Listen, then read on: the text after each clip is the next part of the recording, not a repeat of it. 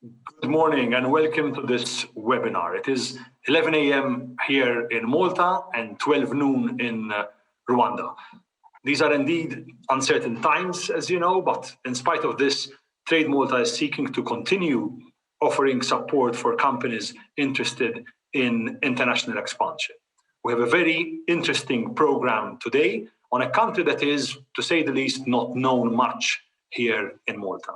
In the next hour or so, we hope to provide you with essential knowledge on business opportunities in Rwanda through the guests we have with us.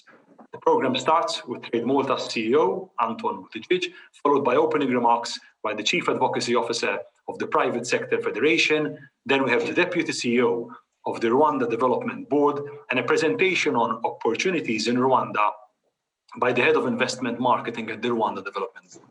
We'll also hear the story of a company based in Malta that has already had success in Rwanda and is here today to share that experience with us. As we did with other webinars, you as participants are free to send in your questions using the chat or the Q&A function in Zoom. You can start sending in questions at any time, but at the end of the lineup of speakers, I will be reading these questions to our guests. So please, therefore, do tell us if your question is addressed to one or more speakers. A quick thank you before we officially kick off. HSBC, Malta, always behind Trade Malta's initiatives and always willing to assist companies interested in venturing abroad. So thank you. Thanks also to Studio 7 for technical assistance and to the team at Trade Malta. So let's start. Our first intervention is by Anton Buttigieg, the CEO of Trade Malta. Anton, good morning.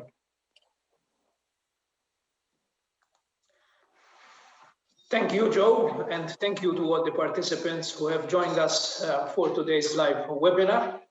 I am very pleased that Trade Malta is hosting yet another country information seminar, and I am extremely excited that today we are discussing business opportunities with Rwanda, one of the fastest growing economies in Africa. I had the opportunity to visit Rwanda in 2019 in preparation for the Commonwealth Head of Government meeting, which unfortunately got postponed to this year. And I must admit that I was struck by Rwanda on several fronts. Rwanda has a very clear long-term economic vision, and amongst its targets, it wants to become Africa's leading business destination. Over and above, it's already Africa's second fastest growing economy. Participants who have already done business with Rwanda will agree with me that government institutions in Rwanda are extremely proactive and efficient, and that the Rwandan business community is ready to team up with international counterparts to engage in mutually beneficial partnerships. I sincerely hope that after today's initiative, more Malta-based companies will decide to explore commercial opportunities with Rwanda and get to experience these benefits firsthand. May I also add that Rwanda is a beautiful country, so those of you who make the trip, allow a few extra days to your stay to visit the country. My message to any Rwandan participants who have joined us today is to look beyond Malta's size and consider the island within a larger context. Malta is an English-speaking European member state situated in the most southern periphery of the European Union and bordering North Africa. It has always been, for a long time, an important trading post between the two continents and will remain so for the foreseeable future. Here, you will find a vibrant business community that embraces all the benefits that international trade brings about. A final word from my end.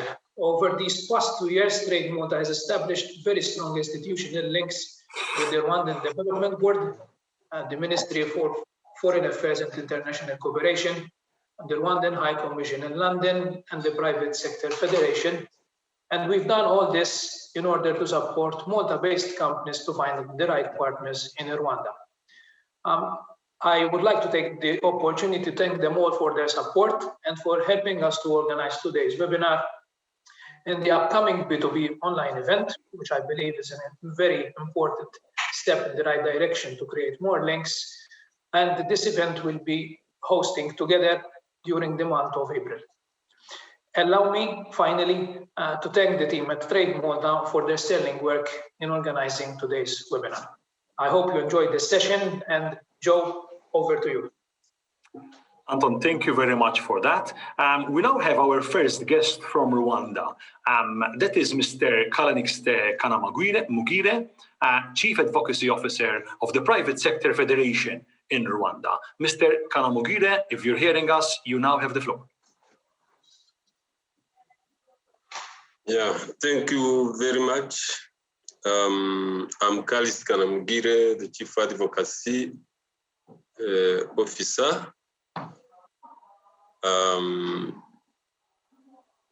Chief Advocacy Officer, as I was saying. I'm representing the chairman of the Rwanda Private Sector Federation, who has been in other duty, then, and the CEO. Then I want to thank the organizers, representative from Trade Malta, a member of Malta and the Rwanda business community, ladies and gentlemen. On behalf of the leadership of the Private Sector Federation and on my own behalf, it's a great privilege to us to participate in Malta-Rwanda virtual matchmaking events. And I would like to thank all the business leaders from the both countries for being with us. And let me thank also all the organizers, as well as the participants who committed to take time and proceeded to attend this business session. What is the Private Sector Federation of Rwanda, the aim and expectations? The PSF is a professional organization dedicated to promote and represent the interest of the Rwandan business community. It is an apex body that comprises 10 chambers or clusters organized in 76 professional associations representing the national business community at large. It was established in December 1990 of Commerce and Industry, which was a government structure. This Private Sector Federation is a pure private entity. The aim of our organization is to advocate and building capacity of our members. The webinar meeting here is expected to explore the opportunities for trade and investment in both countries. It is in this regard that the B2B meeting expects to allow trade facilitation, networking among business partners, partnership and business ventures in order to orient our firm to the next stage.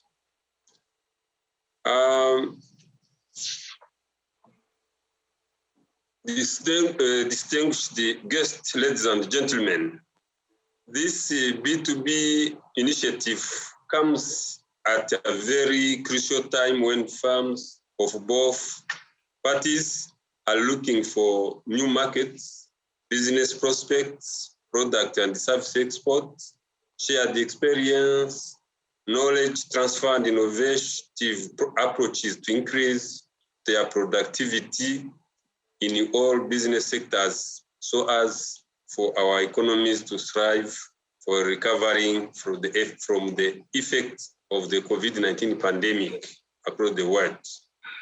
The economy of Rwanda has been growing between 7 and 11.5% between the genocide perpetrated against the Tutsi in 1994. GDP being led by the service sector at around 48% annually. And that service sector also was led by the tourism subsector. The agriculture coming at the secondary level, contributing to around 30%, and the industry sector contributing to 17% in 2019, before the pandemic.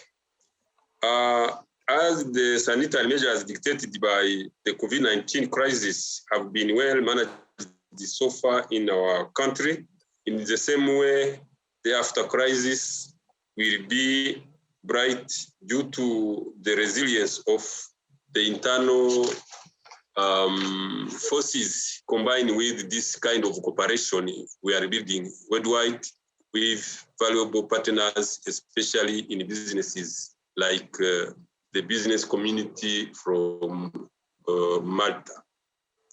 Of course, I have a dream to hear one day from multiple business women and businessmen who will have found business ventures in our successful manner from this virtual meeting opportunity. Thus, the Private Sector Federation wishes to inform participants to this virtual matchmaking event that we are committed at the Private Sector Federation of Rwanda to support any initiative aiming at enhancing trade between Malta and Rwanda. As I would like to conclude my remark, I like to thank everyone for listening and giving me your attention. I wish you fruitful discussion. Thank you very much. Thank you, Mr. Karamogure, Chief Advocacy Officer of the Private Sector Federation. With the economic growth you describe, of course, no surprise that so many companies are looking at Rwanda for future opportunities, including not just for the domestic market in Rwanda per se, but also including to reach the region where you are situated. Very interesting. Thank you very much. We move on now to the Rwanda Development Board. We have its Deputy CEO, Mr. Zephany Niyonkuru. Mr. Niyonkuru, the floor is yours now. Thanks, Doctor, and greetings to everyone on this webinar. Ambassador Leonard Mikalev, the head of Africa Desk, Trade Malta, Mr.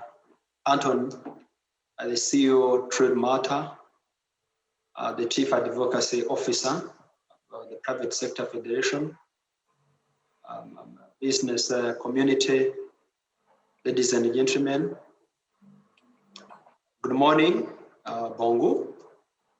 It's my great pleasure to participate in this important webinar, which was organized to strengthen trade and investment ties between our two countries, with definitely a specific focus on making sure that members of the private sector from both sides get engaged in the discussions that can lead to them, those from Malta investing in Rwanda, or those from Rwanda investing in Malta, or the two coming in some sort of partnerships which can benefit our two countries.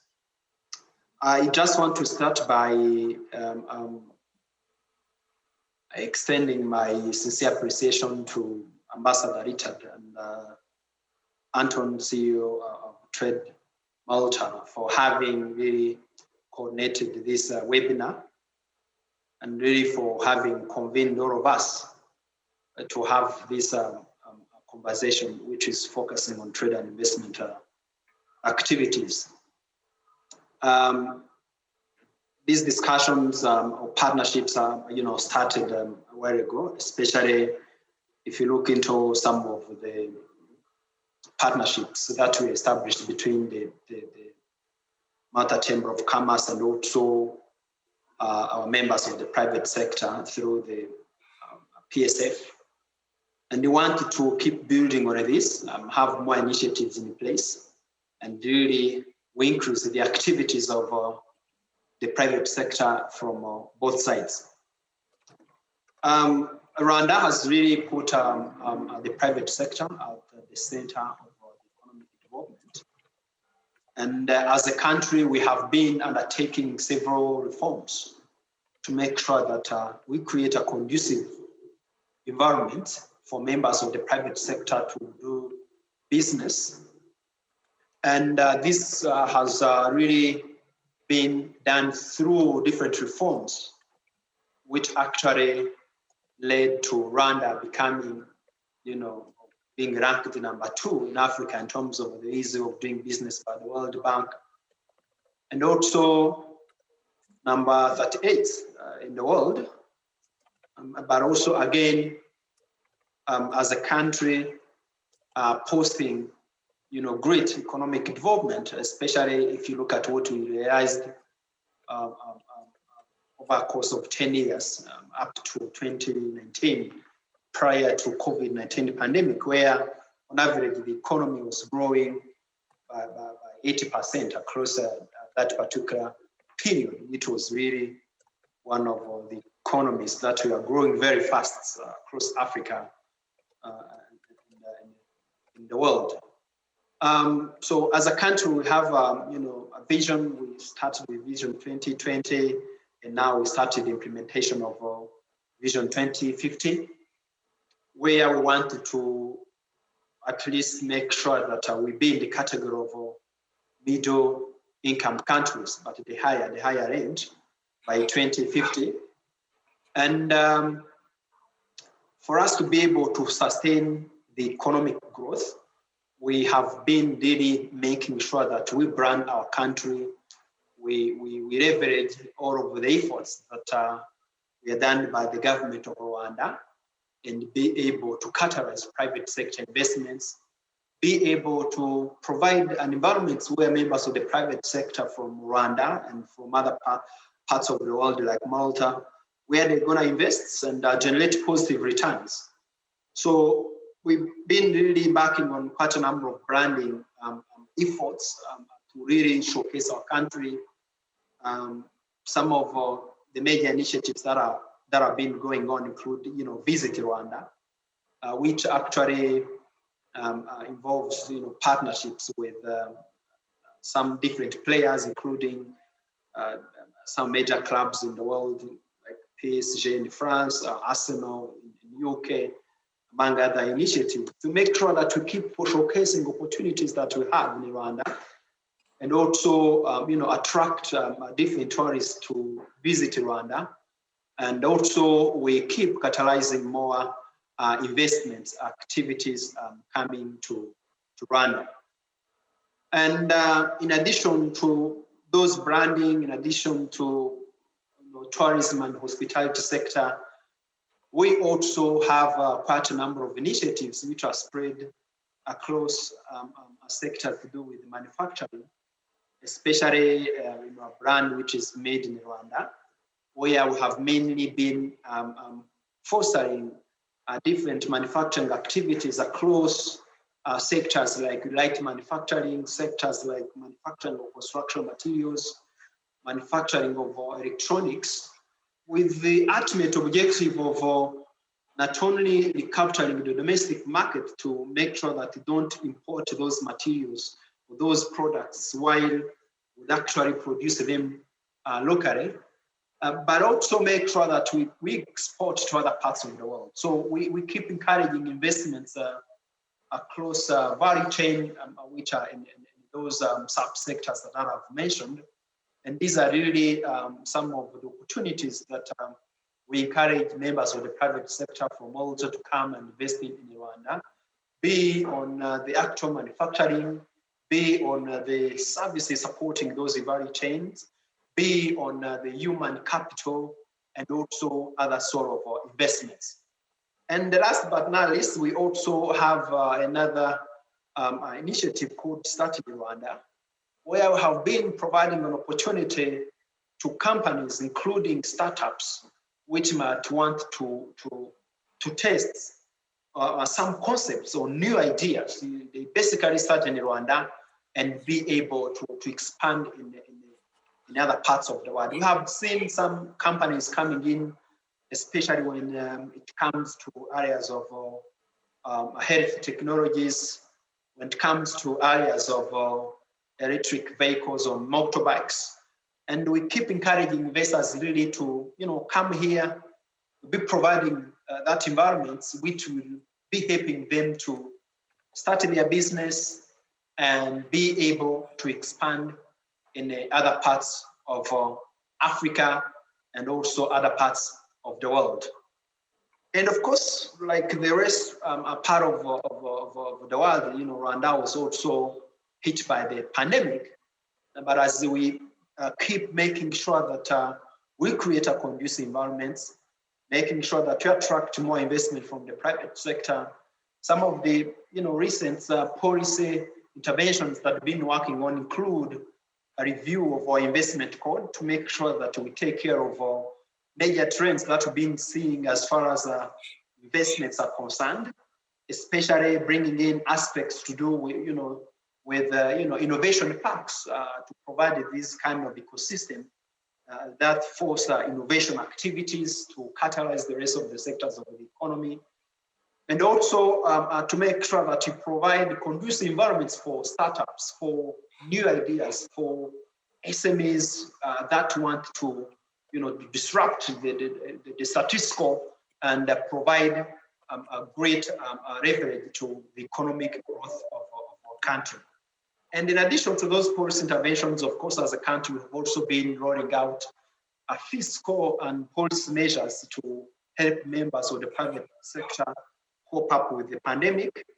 And among the monetary measures, especially when it comes to quantitative easing or making sure that members of the private sector have access to liquidity, to financing, the government rolled out an economic recovery fund worth $100 million USD, which has been supporting companies that were affected by the pandemic across different sectors.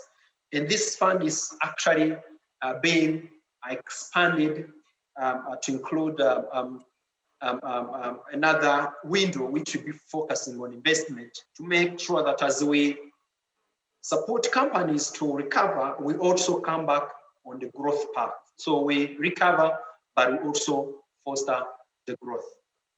Distinguished guests, participants, ladies and gentlemen, as I conclude, I just wanted to reiterate the shared values between our two countries, especially when it comes to commitment to excellence, when it comes to commitment to fostering the growth, economic growth, which is centered around the private sector.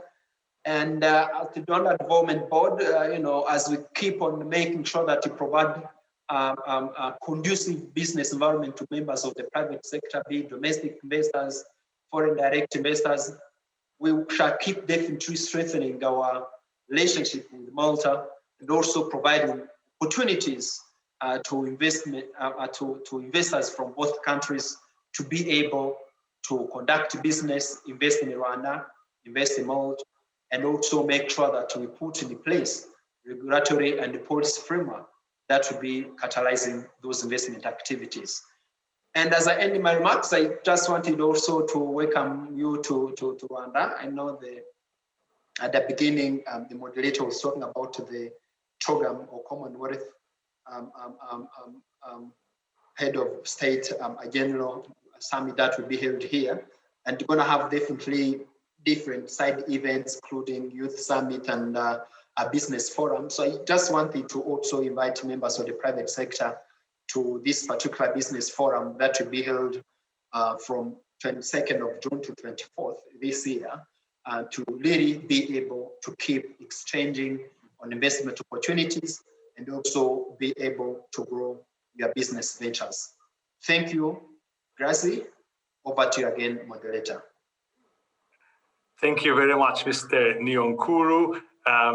Your invitation, of course, comes at a great time, as Anton Buttigieg was saying before, because of the efforts that Trade Malta has been doing in the last couple of years in building institutional networks in sub-Saharan Africa. Mr. Nyonkuru was, just to remind everyone, Deputy CEO of the Rwanda Development Board, as he mentioned, the main kind of go-to organization for investment and trade in Rwanda. It's interesting to see how this webinar, kind of from your intervention, fits into a wider effort of networks being between institutions here in Malta and their counterparts in Rwanda. This is surely a long-term development that I am sure will be fruitful for both sides. I also appreciated your treatment or your kind of mentioning of the various incentives that the country has for companies investing there. So thanks again, Mr. Nyonkuru, for that very interesting insight.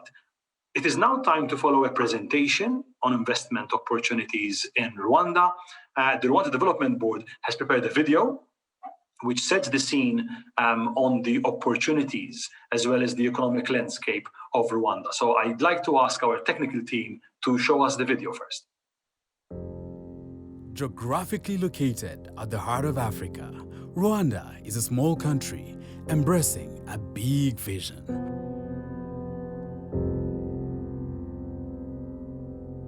World Bank Business Report ranked Rwanda as the second easiest place to do business in Africa. Think of Rwanda as a partner in business. A friend who needs light. A high demand for solar energy system to enable an off-grid access to rural electrification, ensuring power supply in remote areas.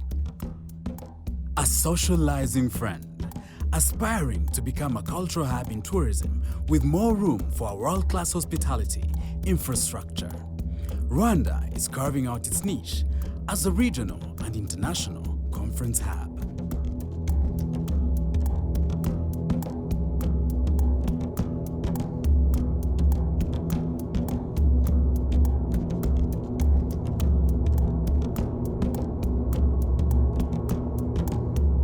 A smart friend who believes in ICT service efficiency, innovation, and growth of talent. A productive friend ready to process and add value to locally produced foods, textiles, commodities, and acclaimed brands. A friend with an affordable home for the emerging middle class along with other public fittings. A friend who counts and grows. There is more room for money to flow and grow by filling the gaps in agriculture, SMEs, and real estate. A healthy friend who can qualify more practitioners from school, manufacture health products, and accommodate local patients in modern health facilities. A friend with knowledge. Rwanda needs to establish more technical and vocational education, ICT schools, and higher learning institutions. When it's time to invest, come to us. Get your business registered in 6 hours in a land that surely means business. Great, that is a very good introduction to this beautiful country on which we are focusing today. We welcome with us Mr. Philip Lucky, Head of Investment Marketing at the RDB as well. Mr. Lucky will talk to us about investment opportunities in Rwanda. Mr. Lucky, welcome first of all, and I invite you now to address this audience.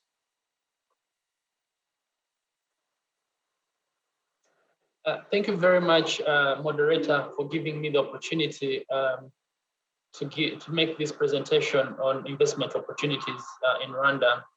But before going to the presentation, allow me extend my sincere gratitude to the team at Trade Malta for really working with us very closely in ensuring that this webinar happens. I know that a lot of efforts, a lot of time have been put in, into this, in making sure that we mobilize all the necessary resources for us to be able to host this webinar. So really I want to thank you, Anton and Mr. Richard, for really making this webinar happen.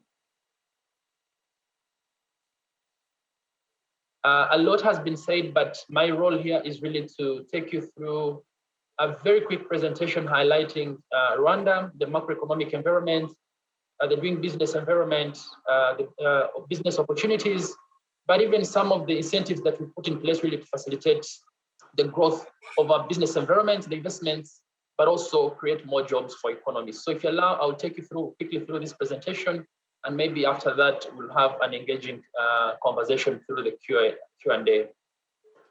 Now, this first slide is basically to introduce you to Rwanda for people who do not know the country. I think the Deputy CEO has already highlighted a brief intro about the country. But in terms of the macroeconomic environment, it's very important to bring out the numbers for people, for business people like you to understand where our country stands today. Rwanda is a very small country of 26,338 square kilometers with a population of around 12.6 million. Our country is very much gifted to have a population that speaks 4 languages, Kinyarwanda being our mother language, and then French, English, and Swahili are other modes of medium of instruction. Unemployment rate has been declining over the last 5 years, standing at 15% today. But given the current situation, that figure might literally change because of COVID. And as you all know, this pandemic has, significantly had an impact on so many economies, both in terms of, job creation, but even economic growth. So we're likely to see that number change based on the new statistics to be released by the National Institute of Statistics of Rwanda. Our GDP per capita has grown almost 4 times since 2002. We've seen that our GDP currently stands at 818. And our projection, according to the National Strategy for Transformation, which is our national blueprint, projects that our GDP should at least increase to 1,382 in the next 3 to 4 years. And of course, for that to happen, our economy should at least, on the minimum average, should grow at an average GDP growth of 9.1% for us to be able to attain the upper middle income status by 2035. And of course, for any investor that wants to do, to invest in any country, one of the things they'll look at is, the sovereign credit ratings.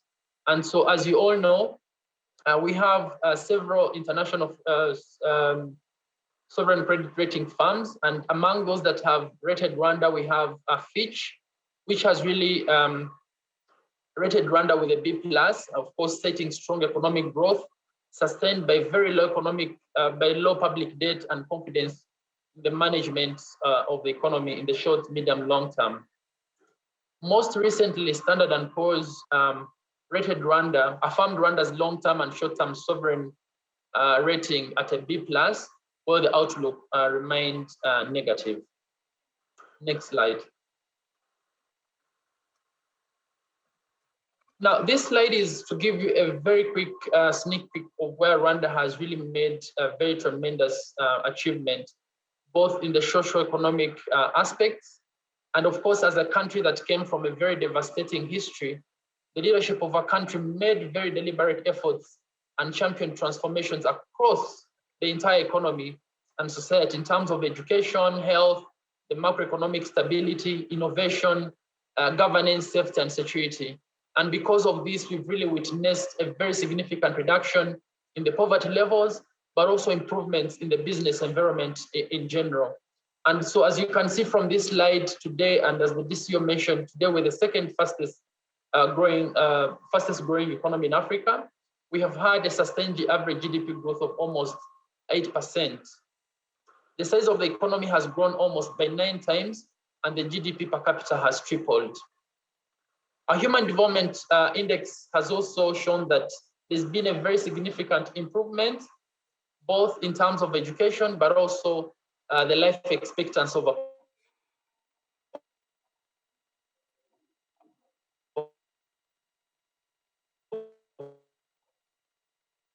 population. Today, our life expectancy per person. In terms of safety and security, definitely security is the beacon our economy. As you all know, having come from a very devastating history, our country really had to make sure that we have a very peaceful environment that does not only benefit the Rwandans, but even the international community as a whole, to create confidence for people who want to come and do business in Rwanda. And as a result, today Rwanda has been ranked as the 5th safest country to walk at night worldwide. And that's according to the Gallup report. Then in terms of ease of doing business, today we're number 2 in Africa and 38th in the world. And this is a very important index for any person that wants to do business in Rwanda. Of course, attaining this rank does not come out of the bloom. It requires a lot of efforts, both in terms of changing policies, but also understanding the challenges that are affecting the private sector, both from the angle of policy and the laws. So that's what RDB has been doing together with other stakeholders to see how we can break all the binding constraints that are affecting businesses and investments in the country. In terms of efficiency and transparency, government of Rwanda has been ranked as the 2nd most efficient and fast in Africa for being transparent and efficient in public management. And of course, this is largely due to the very low level of waste in terms of government expenditure. Again, the other aspect for us to be able to connect with the rest of the world, one of the things that we really focused on is to invest in the national airline. We have Rwandair, which flies to over 29 destinations. And the reason why government really had to set up this national airline was really to connect Rwanda to the rest of the world and making sure that people can easily visit Rwanda without going through a very long process. And of course, our expansion, our plan of expanding the airline still continues. And of course, looking at key routes that we believe will attract more tourists into Rwanda, as well as investments. And then the other thing really is the investment that has been made in infrastructure. IT is the beacon and foundation of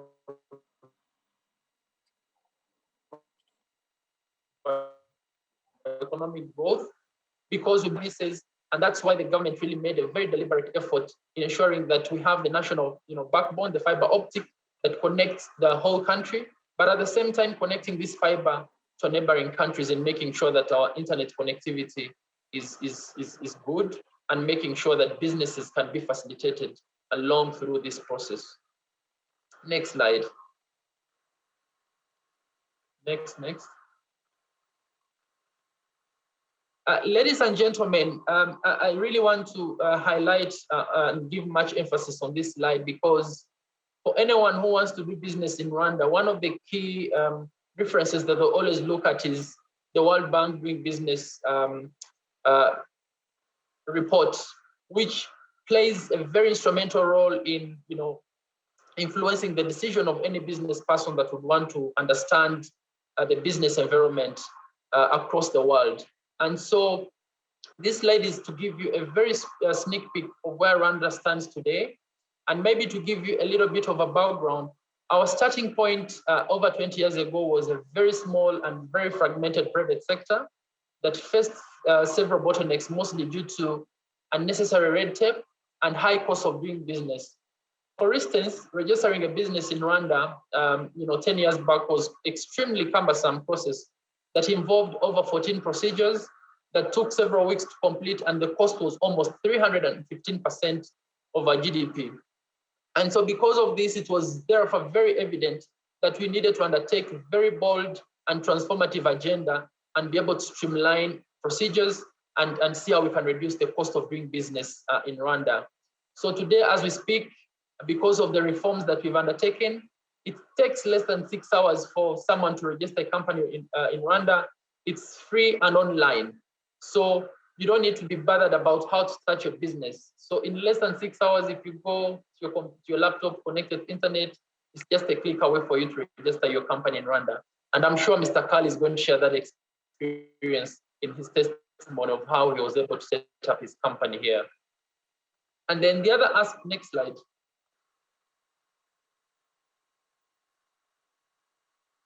Then these are some of the other areas where Rwanda has made very significant improvement in terms of business registration, trading across borders.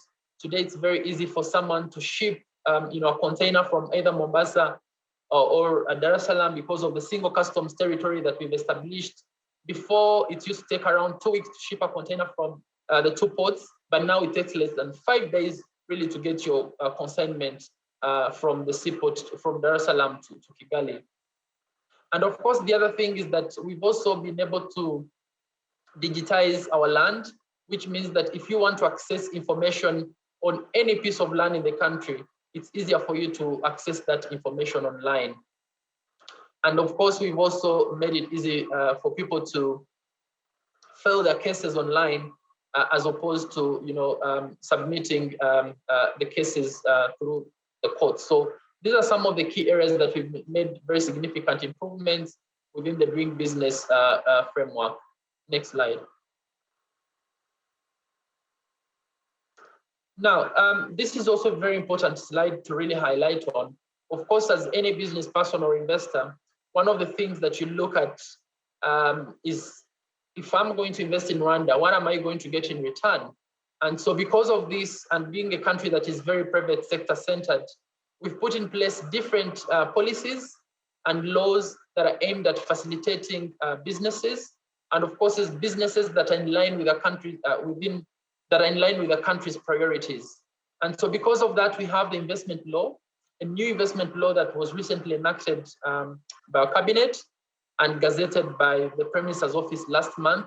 And this law provides for different very good and attractive incentives. And of course, these incentives are very much sector focused, in line with accelerating economic growth. We want to increase exports. We want to attract new talent. We want to boost innovation, but at the same time, attract new investments in specific areas such as philanthropy, as well as mining.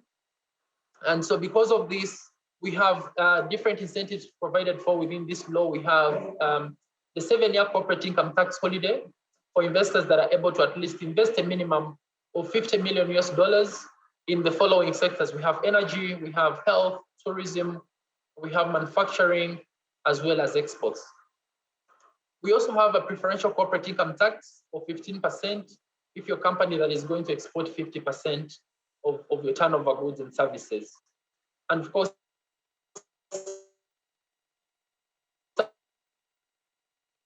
some of the key beneficiary sectors, transport, we have affordable housing, financial services excluding commercial banks and insurance. And of course, we also do have new incentive, a preferential corporate income tax of 3% that is granted to pure holding companies, special purpose vehicle companies, collective investment schemes, global trading and intellectual property companies. And of course, this is in line with our strategy of positioning Rwanda as a financial services hub. As you all know, we've recently established the Kigali International Financial Center, and the whole vision is attract a pool of capital, but at the same time, companies that can position their services in Rwanda for them to be able to serve the region. And then the other very important incentive that we have is, we do not have restrictions on foreign ownership. So if you come to do business in Rwanda, you can actually own the company 100% without any strings attached. And then the other is that we do not have any restriction on repatriation of capital and assets. If you're an investor and you fulfill all your tax obligation, you're allowed to repatriate the following: capital, profits derived from business activities, proceeds from liquidation of the investment, and any other assets of the investor. So you can literally see that we very much simplify the process, that a foreign investor will be treated more or less equal as a domestic investor. Next slide. Now, this is also a very, very important slide to highlight, is that for any person that wants to really do business here, one of the things is the availability of skills and talent. And because of that, government really had to put in a lot of effort in creating a framework in which new centers of excellence can establish in Rwanda for us to be able to address the issue of skills that are needed for new industries, especially within the area of STEM, science, technology, engineering, and math. So today, as you can look from this slide, 70% of our population is literally under 30 years of age. So if you come to doing business in Rwanda, you can expect that at least 80% of your working population will be, a young, talented Rwandan population. And then the other thing is that we've also ventured into facilitating, higher institutions of learning to set up the operations in Rwanda. Today we have the Carnegie Mellon University that has set up the Africa campus in Rwanda. So which means the campus is not only facilitating Rwandans, but even other young Africans for them to be able to come and get the requisite knowledge and talent, and then be able to share it with their respective countries. Same for ICTP, the International Center for Theoretical Physics, the Africa Leadership University, and the African Institute of Mathematical Science. Next slide.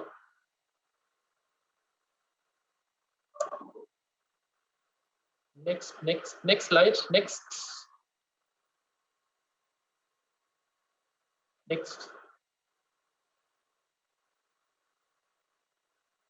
I think a lot has been very much spoken about on this.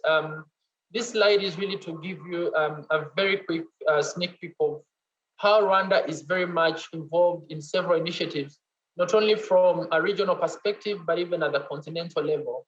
As a country, we are very much committed to Pan-African integration, and we play a very active role on key regional and global initiatives.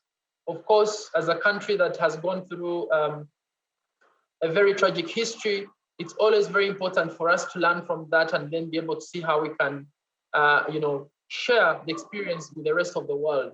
And so because of this, today Rwanda plays a very instrumental role in peacekeeping operations. Today Rwanda is ranked number 5 in terms of peacekeeping operations within the UN. We've seen a lot of initiatives being launched from Rwanda, whether it's in ICT, whether it's in innovation. And another thing, we've also seen so many international companies set up the headquarters in Rwanda based on the good governance that has been established, but at the same time, the safety and the security that I highlighted in the previous slides. Today, we are hosting quite a number of headquarters. The FIFA regional headquarters that recently set up in Kigali to cover the sub-Saharan African region. We have the World Vision that recently, that is also going to set up the headquarters. The FEDA, the Fund for Export Development of Africa.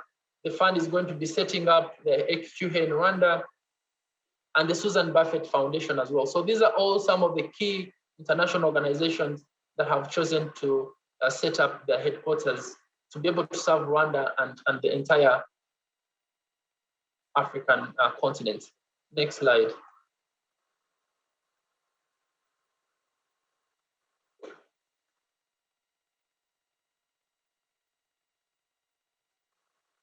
Now, in terms of market act, highlight that the population size of our country is 12.6 million.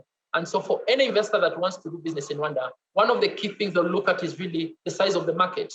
Am I going to make business? Am I going to get a good return? Am I going to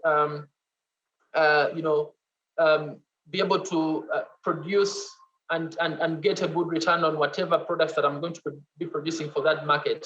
So the guarantee that I want to give is that Rwanda, being a member of the East African community, gives you a very strong access to a market size of over 185 million population within the East African region. So the East African region is a regional economic bloc that has 6 member states, Rwanda inclusive. So you're looking at Uganda, Kenya, Tanzania, Rwanda, and Burundi, and South Sudan. So literally, if you set up a business here, it gives you very strong access to serve all these 5 partner states. We're a very strong regional economic bloc. We have a common market protocol that allows for free movement of goods and services. We have a customs union in place. So there's no reason for you not to come and set up your business here and then be able to serve a regional market even much more better. Then the other is that we're also a member of the common market of Eastern and Southern Africa that has a population size of almost 500 million people. So you can imagine setting up a business and then be able to serve over 15 countries within the COMESA regional bloc. Next slide.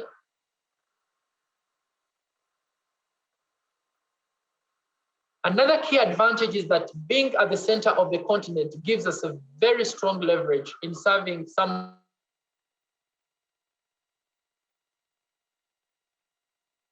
of the proximity markets. And this is a market that is very, very close to Rwanda. And so because of this, we've seen that a lot of trade happening between Rwanda and the Eastern DRC. And for us to be able to make that even better requires us to set up actual investments, whether in manufacturing, in agro-processing, as well as services. So we really, we want to put much emphasis on this because we see that there's a lot to untap. There's a lot that we can do to serve this market even better. And so because of that, government has earmarked two cities, two secondary cities that are very close to Eastern DRC. And the whole purpose is really to prepare these areas, have industrial parks, attract new manufacturing investments for us to be able to serve these markets even much better. And so this is a very significant opportunity that I believe would be very important for Maltese companies to learn more about. Next slide.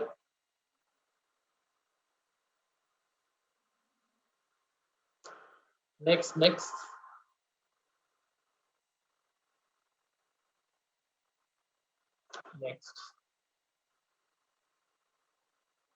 So these are some of the areas that I'm going to highlight in briefly. So we have a wide range of investment opportunities in our country. And of course, as I mentioned, most of these sectors are chosen based on one,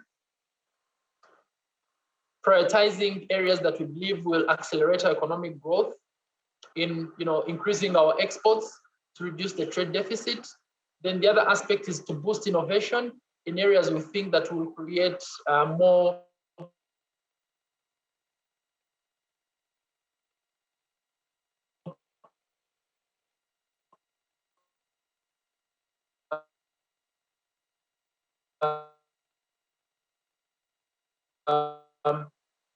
that will create, and if you break that down, we have to at least create a minimum of 200,000 off-farm jobs at least every year.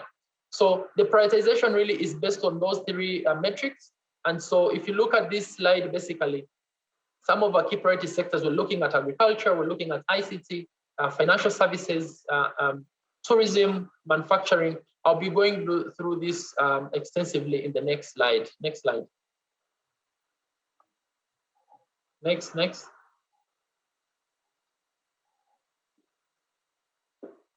So ICT is one of the areas that we're literally very much focused on. Being one of the most important sectors of our economy, we've seen the sector grow almost at 11%. And the reason why this growth has really been growing at that steady number is because of the investment that the government has made in laying the backbone infrastructure. As I mentioned earlier today, we have almost around 7,000 kilometers of fiber optic being laid across the country. A lot of investment has been made in, establishing, having very good connectivity or internet 4G LTE network through the partnership that we established with Korea Telecom. But the other thing we've also seen is the significant amount of investment that has been generated from the sector, both from the technology part of the things, but even the manufacturing and assembling side of things. So we see that the sector has an opportunity of really growing, and our projections in terms of number is really to increase the investment within the ICT sector by 5 billion by 2025. Next slide. This is another important area that I would also want to give much emphasis on. As you may have all heard, proof of concept is the new trend, is the new kid on the block, because we've all learned that through these new areas that we need to embrace to address the challenges that we have in our respective economies, we need to innovate, we need to think, and we need to think on how to facilitate these new innovations that can help us to spark growth within our respective economies. And because of that, Rwanda has taken the lead in ensuring that we facilitate new proof of concept. And we're positioning ourselves as a proof of concept country where we establish the right conditions for innovative ideas from all over the world to test out their ideas before scaling up. And so this slide is basically to give you some of the key players that have entered the market. They came, prototyped their products, and today they've been very successful in establishing fully fledged proof of concept products on the market. We have Volkswagen, which is very familiar to everyone. Volkswagen is into automobile assembling, but today they've also ventured into mobility. And one of the countries that they had to choose for them to be able to prototype and develop a product was Rwanda. So they have a car, a ride-hailing service where they more or less similar to what Uber has, something they developed in Rwanda, and currently it's up and running as we speak. Then other areas we're looking at, we have Mr. Lucky. E-mobility. Can you hear me, perhaps, Mr. Lucky? We lost. I lost a bit of the connection there. If you can hear me, I wonder whether you can perhaps wrap up the presentation kind of soon. The presentation will be available to our participants. I thought for the benefit of having space for questions, and we're receiving quite a lot of questions from participants interested in this content, I would ask you to wrap it up as fast as you can to move on to the next presentation from Malta, and then finally to the questions. Thank you very much. No problem. I will try to wrap it up and making sure that we keep time. Next slide, please. Next.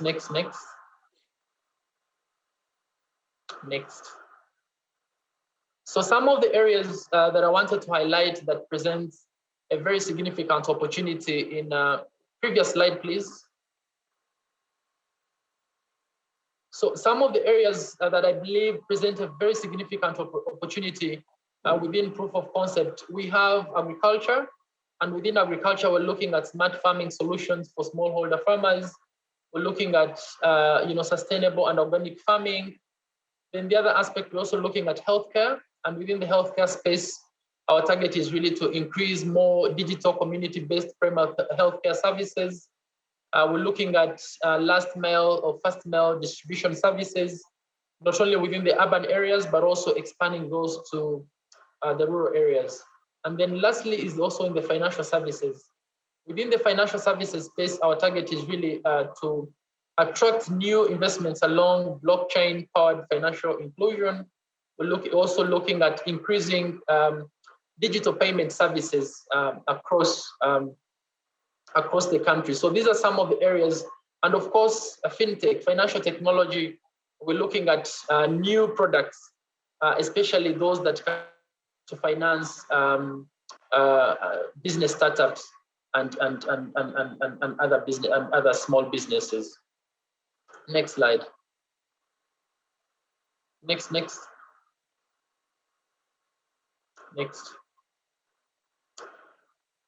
I'll try to wrap it up. Another next slide. Next. So allow me highlight in summary some of the key and very important opportunities. I've highlighted ICT, but another important sector that is very, very important for economy is agriculture. Of course, agriculture is the backbone of our economy, employing almost around 54% of our population, active population, if I may say that, and almost contributes around 24% to our GDP. And of course, the key focus for us in this sector is really to go up the value chain towards both higher value produce as well as more modern and commercial agriculture practices. And of course, with that, we're looking at mechanization and irrigation as the key enablers that will help us to achieve that target. So in line with this, we've earmarked several projects, and among those is the Gabiro Agribusiness Hub, which is a fully commercial-oriented farming project initiated through a joint venture between the government of Rwanda and Netafim. The objective of this project really is to leapfrog development of Rwanda's agricultural system, ensuring food security to Rwanda through cutting-edge technology and best practices. But the other thing really is to increase export of high-value crops and high-value-added agricultural products. So government of Rwanda has earmarked around 15,600 hectares of land. And of course, through this, we're going to develop this project in phases. Phase 1 will cover 5,600 hectares, and then additional, the 5,000 will be implemented in the next phase. And the target here is really to grow, again, as I mentioned, high-value crops. We're looking at staple crops such as maize, soya, beans, and seeds. And then we're also looking at high-value crops such as tomatoes, French beans, pepper, onion, lettuce, avocado, mangoes, among others. And so what is the investment opportunity here? One is that we're looking for people who are going to acquire land through leasing. And the plan is to lease at least minimum of 200 hectares to an investor for them to be able to focus on these areas that I just mentioned. And of course, this is a process that we are currently undertaking and trying to see how we can leverage on best practices and technology that can help us to achieve that vision. Next slide. Next.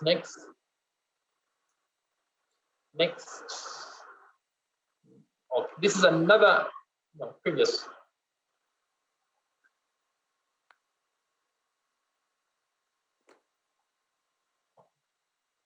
So another very important sector that I would really want to highlight is tourism. Mr. Anton, of course, has already mentioned his experience in Rwanda. And I certainly believe that when he comes back, and of course, when we have a bigger group from Malta, the experience will even be much better when we get out of this situation. But one thing that I want to highlight is that tourism is a very, very important sector of economy. It's a strategic sector of our economy where we sector has been central to the country's economic growth and fundamental for the transformation and modernization of the economy. In 2019 alone, the tourism sector contributed around 10% of the GDP, and 8% of Rwanda's off-farm jobs were actually generated from tourism. Our strategy is to position Rwanda as a high-end tourism destination and be able to attract other new players that can help us achieve that strategy in general. And so, next slide, please. Next.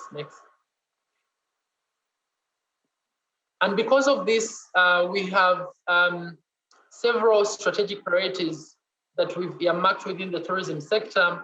We're looking at growing investments in tourism infrastructure, including development of key projects along the Kivu Belt. We have flagship projects ranging from 4 5-star hotels.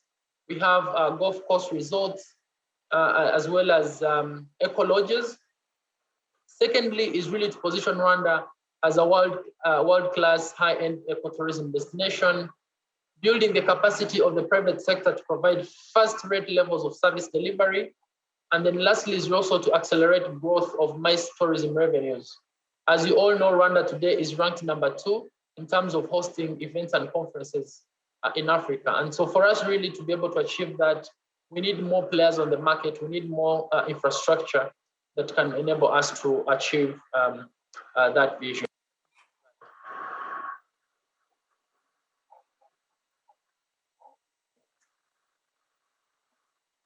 So this will be my last slide, moderator. Manufacturing, I cannot leave this presentation without highlighting that manufacturing is one of the key most important sectors of our economy.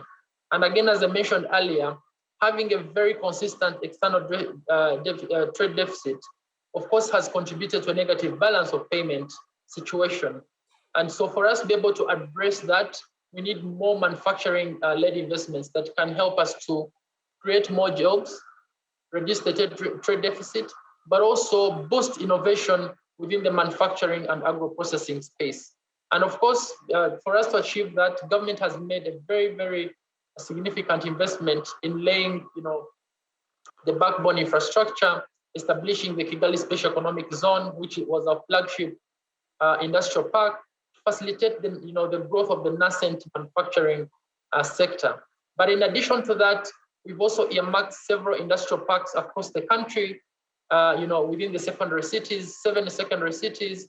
And the whole goal really is to have, to have specialized industries that can, facilitate or attract new players within key specific segments, whether it's in agro-processing, textile and garments, packaging, and others. So this slide is basically to give you a very sneak peek of some of the areas that we've earmarked as key towards driving our manufacturing industry. We're looking at, to increase local domestic production in high value products, whether it's in electronics, in vehicles, pharmaceuticals, consumer related products. We're looking at textile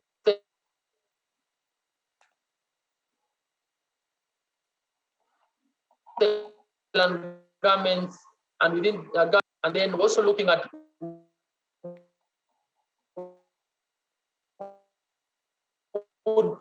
wood processing. We have quality, wood in Rwanda. And the question has always been, how do we, process that and be able to make the best product for the market, and then for the export markets as well. And of course, within the construction industry, we're looking at, ceramics and glass. We're looking at steel. We're looking at paints, and of course, metals and plastics. So with that, I come to the end of my presentation, and apologies if there was an issue of network. I certainly believe that this deck will be shared with all the participants, and then perhaps we could also have a continued conversation even after this presentation. Thank you very much for your attention. Thank you very much, Mr. Lucky. Like you said, our intention is to actually distribute the presentation. We're receiving a lot of questions, first of all, that we will be taking after the last speaker, whom I'm presenting in a moment, but we're also receiving comments like, people want to have access to the presentation and want to speak to Trade Malta about, concretizing opportunities in Rwanda. Before I move on to the last speaker, Mr. Lucky, I have to say that listening to you and your colleagues is really motivating. This is a country that has a turbulent recent history, but that is undergoing a real transformation that opens up the economy to new opportunities. It is in fact to new opportunities that we turn to our last speaker. Salvo Grima Limited is a logistics and port services company based in Malta that has an inspiring story with Rwanda as its protagonist. With us today is its CEO, Mr. Carl Aquilina. Carl, great to have you here with us. For the next 10 minutes, you have the floor, and following that, we'll take questions and post questions to our speakers. Carl. Thank you, Joe. Thanks, and good afternoon to everyone. First of all, I'd like to thank Trade Malta for giving us the opportunity to, share our experience as a Maltese company setting up in Rwanda. And I think it would be good to give practical examples of our, journey to setting up in the country. So that's what I will attempt to do today. Okay, we can start. Thanks. So, just very briefly, for those of you who don't know our company, we are basically a pretty old family-run business based in Malta. We started operating in 1860. Malta being a maritime hub, we have our roots in the maritime industry in Malta. However, since those days, obviously, we have expanded, and our focus today is quite international in nature. So today we are operating in a total of 8 different countries, mostly around the Mediterranean and Africa, and we employ 140 people, and we work with a lot of different global brands and partners wherever we operate in. Next slide, please. So our main activities today, I would say in a nutshell, We are a distribution company mostly, so we distribute FMCG products. We also aim to have our own proprietary setup wherever we go as much as possible. So we try and have very high standards of operation, health and safety, and our supply chain. We try and keep consistent wherever we go. So it's very important for us which countries we choose to operate in. So also as a family business, we also look to business in the long term. We want to do things with partners and in the interest of doing business for very, very many years. Next slide, please.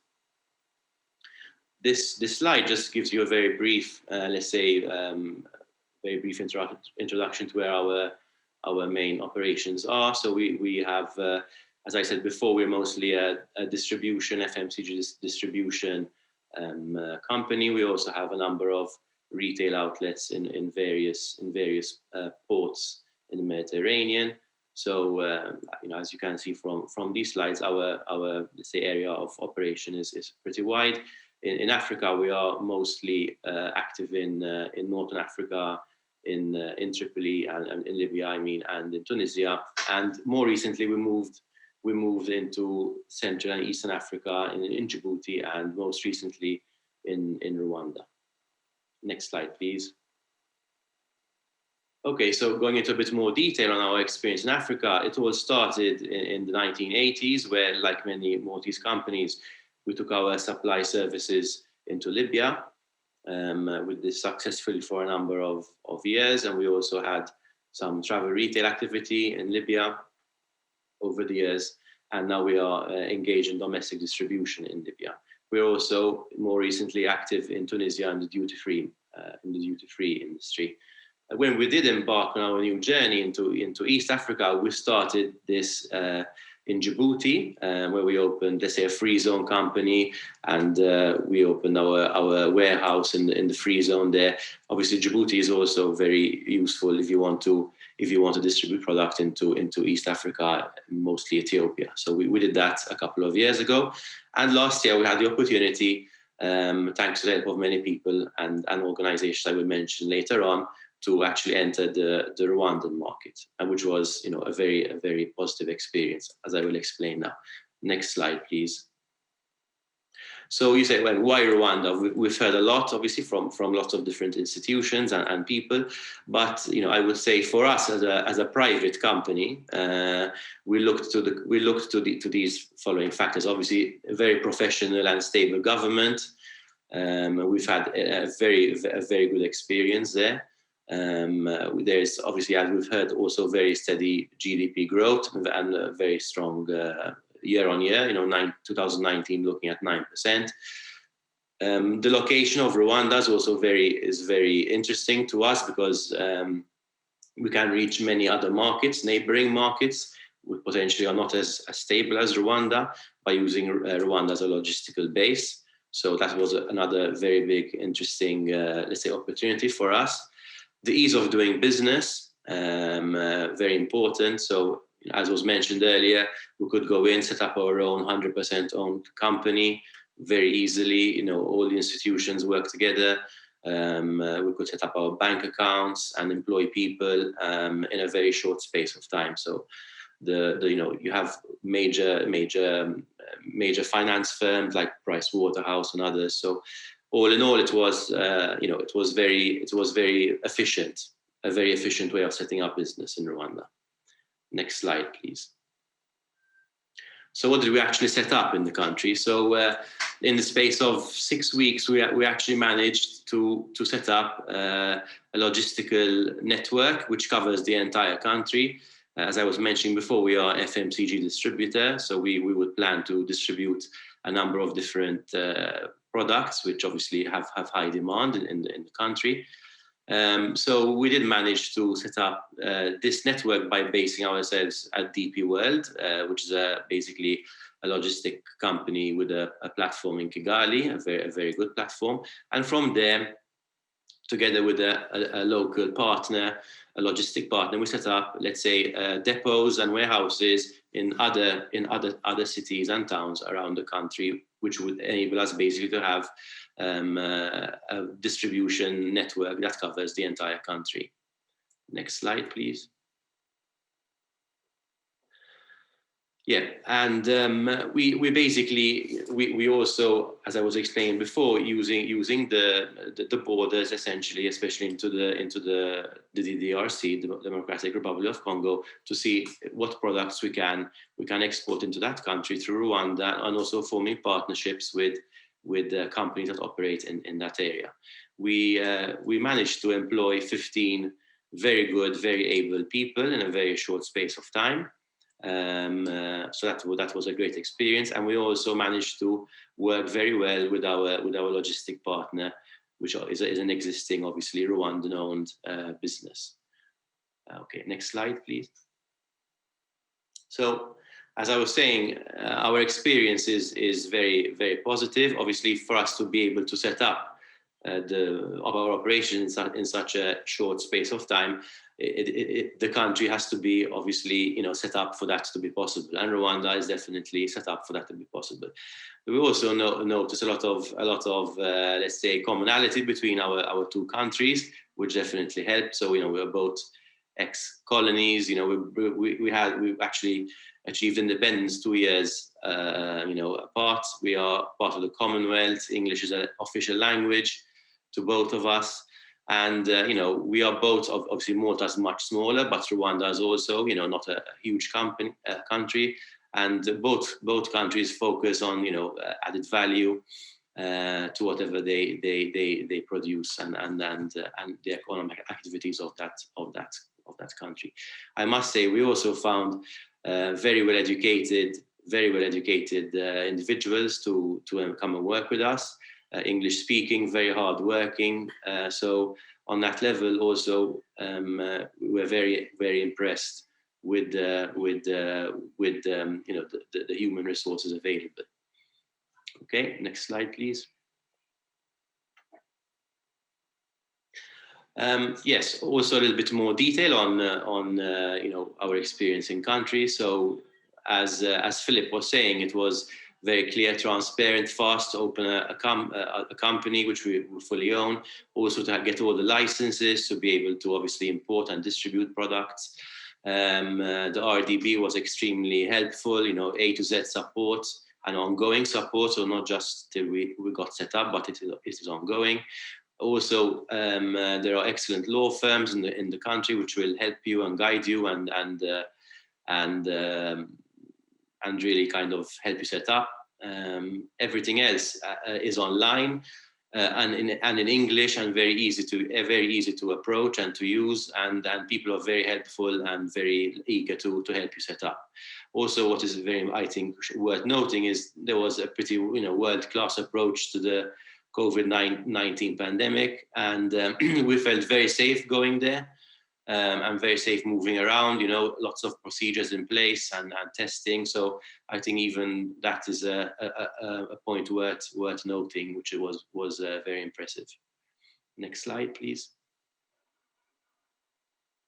Obviously, I also would like to highlight, a couple of important points which maybe our Maltese counterparts would need to keep in mind.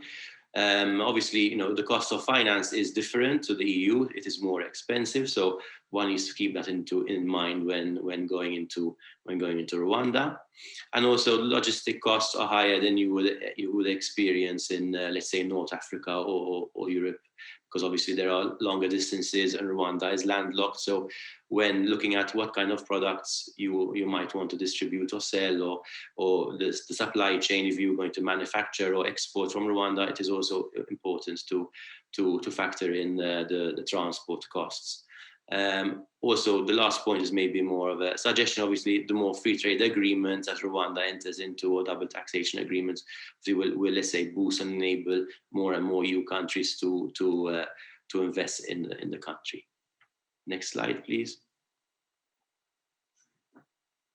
Just very briefly, I mean, we are really happy to be in Rwanda. It's a beautiful country.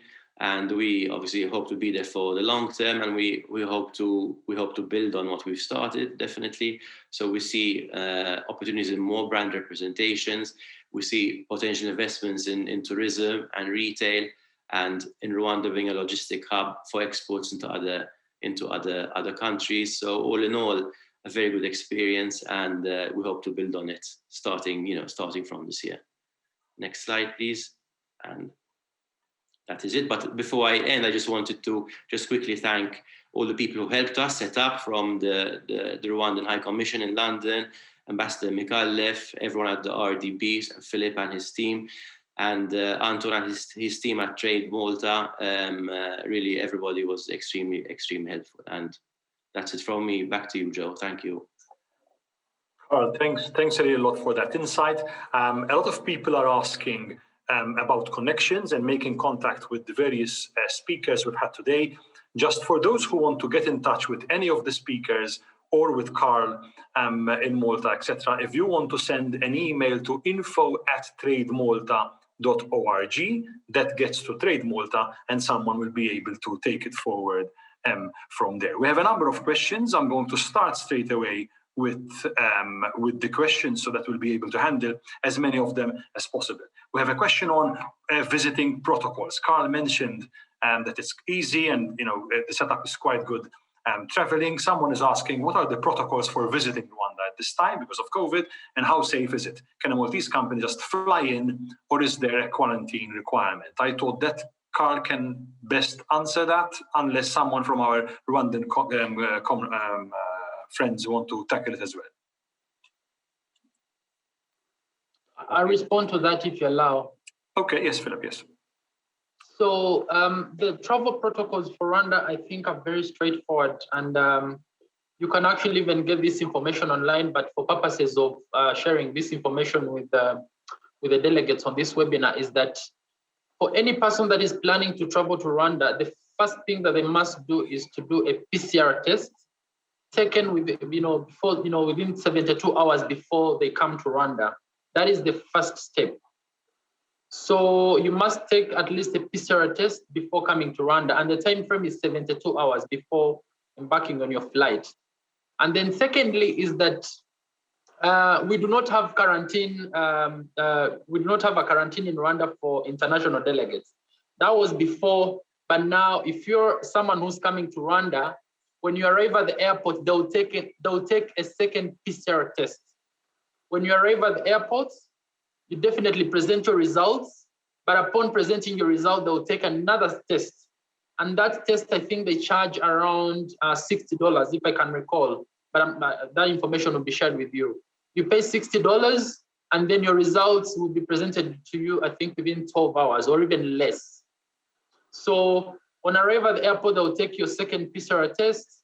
You go to your hotel until when you receive your results. You cannot leave your hotel until when you receive your results. This is a requirement. This is a protocol. This is something that has to be respected in line with the COVID-19 protocols. Okay. So once you get your results, it's easier for you to make your errands, meetings, and other stuff. Okay, thanks for that, Philip. Unless someone wants to add, I think Anton wants to add to that. Anton? I think you're muted. Yeah, so I'm sorry about that. I think Carl is best suited to reply. Am I correct in saying that the PCR test that the Rwandan authorities is not available in Malta, so you have to do that test somewhere else? No, that challenge was overcome. It was that case at the beginning, but since then, no, the tests that are done in Malta are fine. And yes, I mean, I confirm what Philip said, that it's very straightforward. You basically have a test before you leave, and then once you arrive, you have another test, and you wait for a few hours in your hotel until you get the result, and you are free to carry on with your business. Okay. And maybe another thing to add is that even when you're traveling back to your country, one of the requirements is also to do another PCR test. And of course, that depends on, I don't know how many hours that your country will have set for you to be able to do that test. So it's always very important to have this information and making sure that before returning back, at least you do the PCR test, because at the airport they will ask for the certificates before embarking on the flight. Joe, if I may, I think it's important to add that Rwanda is the only, as far as I know, the only sub-Saharan country that is on the EU safe travel list. So at the moment. So I think that is also a very important point to mention here. Okay. So traveling seems to be easier than perhaps we thought before this webinar. I have a question on banking. Someone is asking, are there any foreign exchange control mechanisms in place? In other words, how difficult or easy is it for Rwandan companies to effect international trade-related payments? I'm not sure if this is Philip or anyone else from the guests. I'll take on to that as well. One thing is that our financial system is very solid, very strong, and well regulated. So if you're a person, whether Rwandan or an international company that is doing business here in Rwanda, it's easier for you to make any transaction, whether domestically or at an international level. At the moment, I would say we have a presence of around 4 to 5 regional banks, but we also have local banks. So which means that if you hold an account in any of these banks, it's easier for you to make transfers. We have banks that have corresponding banks. So say if you go through Bank of Kigali, and then Bank of Kigali has a corresponding bank in Malta or any other European country, it's easier for you to make transactions along that process. So we do not have any restrictions. The process is very seamless, it's straightforward, and very fast. Okay. Anyone wants to add to that? I saw Carl nodding at a point. Yeah. No, I mean, I can confirm it is the case. I mean, we've managed to make payments, from Rwanda to Rwanda, out of Rwanda. So yeah, it works. It works very well. And as Philip said, there are a number of banks, some regional and some Rwandan banks, which are very, very, very effective. Okay. I have another question from a participant who's involved in ICT, information communication technologies, and also about operating standards within the FMCG and healthcare sector. So he's interested in those 3 sectors. Which is the best organization to initiate contact with, please? He's asking. Philip, I believe. It's RDB. It is RDB. Okay. Yeah, like we said before, RDB seems to be the organization to start with, and I guess the RDB would have its own networks and will be able to connect whoever is interested to whatever sector, whatever maybe other organizations. No, Philip, that might be relevant. Absolutely. Okay. And if there maybe to add, if there is anyone that is interested in establishing partnership with a local company, definitely work with the private sector very closely. So to be, if there is anyone that is, wants to identify a local partner, we can always work with the private sector that, represents quite a number of businesses in the country. In fact, if I may, there's Anton first. Okay, Anton first. Yeah. Joe, I think, and maybe Carl can also confirm this. We have a very strong Africa desk at Trade Malta, and so we receive requests on a regular basis about doing business in a number of sub-Saharan countries, including Rwanda. We found it very, very useful that if companies come to us, we can vet what their requirements are, and then brief accordingly, in this case, RDB. And since we've built very strong institutional links with RDB and also the PSF over the past 2 years, I think that would be a more appropriate channel, I would say. It's not that we're trying to control the flow of the communication, it's just that we want to make sure that the communication that wants to be established is established in the most efficient way.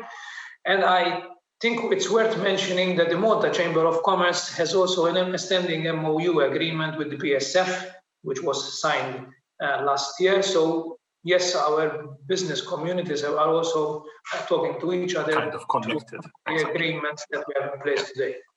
Yeah, in fact, Anton is right. Of course, channeling queries through Trade Malta makes sure it's streamlined. And I guess the case of Carl and Salvo Grima kind of is testimony to that. I have another question from a participant on whether there is an official Rwandan business directory where one can search for companies for import and export. I guess this will also be Philip, I would imagine. Yes. We can share that We have a business directory that gives general contacts for companies, but we also have the exporters directory. So that is information that we can share on email. If you could probably connect us with that person, then we'll be able to share this information with him. Okay. More questions. You've mentioned, Philip, I believe in your presentation, somehow, I think it was mentioned, but we have someone asking, what's the education profile of young people? How many finish school? How many go to vocational training? How many go to university? Are these kind of details on educational profile available? I think I did highlight that information in my previous slide, that first is that 70% of our population, the Rwandan population, are under 30 years of age. And then secondly is that 50% of our young people are higher, I don't know how to mention. So the higher education graduates each year, we have around 50,000, so okay. Which means that every year, at least we're able to graduate around approximately 50,000 students. Of those, 2,000 around are graduates in ICT, and then the rest of the other numbers is in other programs, whether it's in engineering, we have arts and other programs. And then the other thing is that I also want to highlight is that 30% of our population, Rwandans today, at least fluent in at least one Western language. As I mentioned, we're a trilingual. We're trilingual, so which means the population can speak either French, English, Kiswahili, or Kinyarwanda. And of the total population, I think around 1 million Rwandans are very fluent in English. 750,000 Rwandans are very fluent in French. And then 400 Rwandans are bilingual, which means they can speak English and French. That's the breakdown really in terms of numbers. Yeah, that's really, really interesting information, Philip. Another question we have is about visa requirements. What are the visa requirements for Maltese citizens visiting Rwanda and Rwandan visitors visiting Malta? For Rwanda, it's very straightforward. If you want to visit Rwanda, you don't need to apply for a visa. You don't need to contact people at our embassy in London. I know the embassy in London is accredited to Malta. So it's just a matter of you, adhering to the COVID-19 protocol guidelines and then buying a ticket to come to Rwanda. Malta being a member of the Commonwealth, you do not need to apply for a visa. And actually the first 30 days of your visit to Rwanda are free of charge. They won't charge you for the visa. Beyond 30 days, that's when you pay the $30 for the single entry. So It's very straightforward. Buying a ticket, getting on the flight, and then come to Kigali. I'm sure Carl experienced the same service when he came to Rwanda. He didn't have to apply for a visa. No, there's no visa requirement. It's very simple.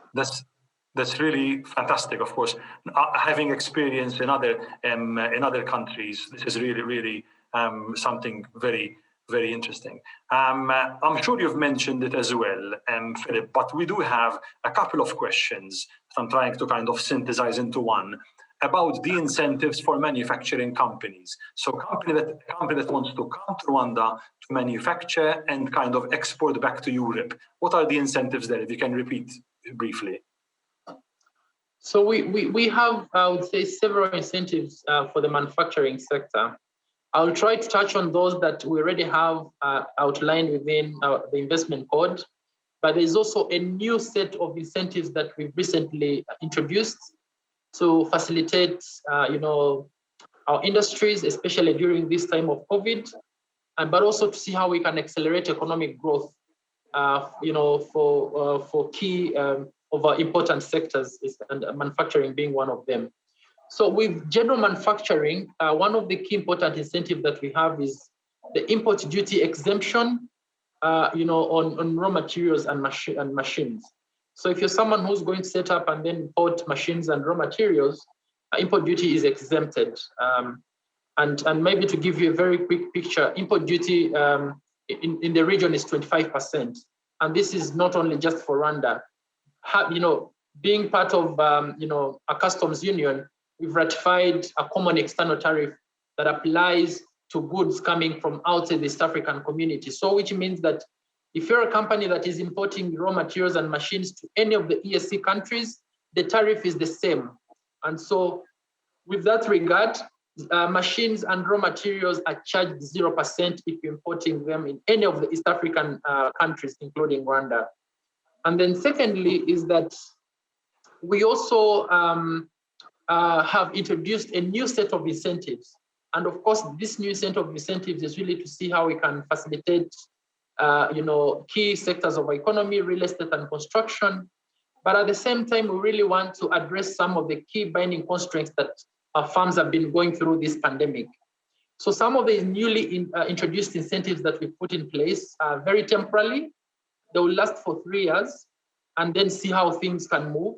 So one of the incentives that we've introduced is, import duty exemption on construction materials that are not available in Rwanda or the East African community.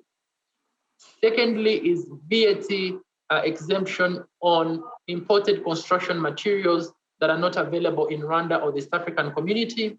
And then third is we have VAT exemption on locally sourced construction materials. So these are very important incentives that were adopted by Cabinet last year in December, 14th of December, to see how we can support our farms for them to be able to recover from the challenges that they faced during this pandemic. And as I mentioned, these incentives are all under a program called the Manufacture and Build to Recover. They're very temporary, and they're all aimed at facilitating industries that can set up between now and 2023. Great. Philip, thanks for that. Very, very clear. I have one question for Mr. Calix of the Private Sector Federation. But before that, someone is asking a supplementary question. And actually, I'm not sure if in fact it was addressed or not. When we spoke about visas, so Maltese people do not require a visa going to Rwanda. What about Rwandan people coming to Malta?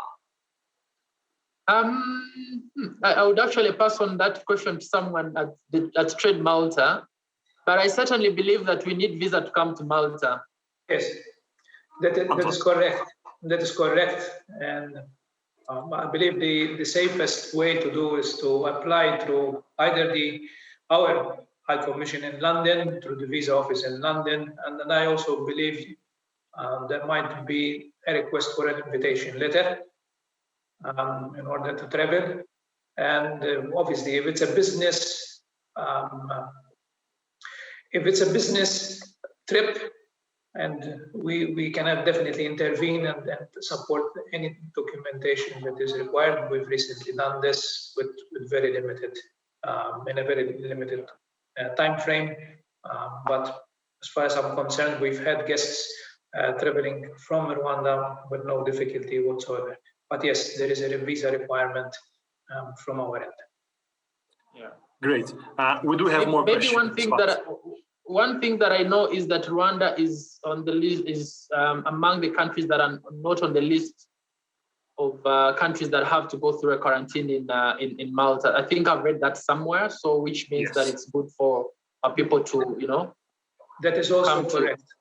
That is also correct, as long as you bring in a valid PCR test, which has been done in the previous 72 hours. I don't see any issues with that, unless there's something that happened along the way. But other than that, it's pretty straightforward. I have a question. And if I may, Joe, I think Carl and his team have tried a number of options to travel to Rwanda, and I think, please, Carl, correct me if I'm wrong, we found that the Amsterdam connection is one of the easiest maybe routes. But maybe I'll let Carl explain that. There are a number of options, but we found the easiest to be through Amsterdam with KLM. as having the best connections. There's also other airlines like Turkish and Qatar, I think. But yeah, I mean, it's not obviously the quickest trip, but even Malta is an island, so you have always an extra leg. So, but you get there in under a day, so it's fine. And there is Rwanda Air flying from London Heathrow as well. It's important to mention. Okay, that's good to know.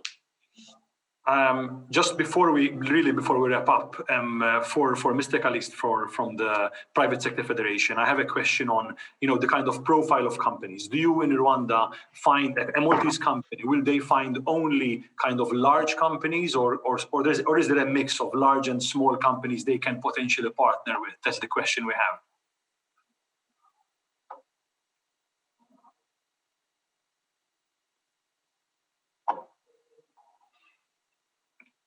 Thank you for the question. Generally, in Rwanda, the farms are at 98% are SMEs, and 1% and above 1% are large companies. I think those companies which want to partner with foreign companies, I think that SMEs, I think, especially in logistics and ICT, because the large companies it seems that they are enough capable to run by themselves. Yes, I guess. Okay. Unless we do have some more, but I really think we need to wrap up. Unless we have final remarks from Philip, perhaps, or Carl as kind of our guest, because any concluding remarks from your end? No, I mean, from my end, I would just encourage people to not be scared to give it a shot. It's not as daunting as one would imagine, and you get a lot of support, and it's a really great country to be in, honestly. Yeah, and it seems so from your story. Philip, anything from your end before we wrap up? Yeah, mine is really a vote of thanks to the whole team for really making this webinar happen. I think, again, as I mentioned earlier, a lot of efforts have been put into the organization of this webinar. We've held several meetings with the team at Trade Malta, with Ambassador, with Anton, Richard. I'm very, very pleased that we finally made it to this webinar. And I certainly believe that this is going to be a starting point of our conversation with the Maltese company. I know that we're going through a very tough time, but I believe that the solutions for us to address these challenges start right now. And so let's think big and think, smart, and see how we can, enhance trade and investments between Malta and Rwanda. Thank you. Philip, with those interesting comments, I think we'll have to kind of wrap up the webinar. The information that came out of the webinar can surely guide any company seriously interested in looking at expansion in Rwanda and the region. Trade Malta will be doing more initiatives, as Philip pointed out, and Anton did before, focusing on sub-Saharan Africa. So please keep following our website, www.trademalta.org, and our socials for information. Before we leave you, I'd like to thank again all our speakers, Anton Buttigieg, CEO of Trade Malta, Calixte Karamajure, Chief Advocacy Officer of the Private Sector Federation, Zefani Nyonkuru, Deputy CEO of the Rwanda Development Bank, Philip Lucky, Head of Investment Marketing at the same development bank, Mr. Carla Colina from Salvo Grima. Our thanks, as always, to HSBC, the bank that is a strategic partner with Trade Malta, Studio 7 for technical assistance, as well as my colleagues, especially Richard Sherry at Trade Malta. Until next time, goodbye, everyone.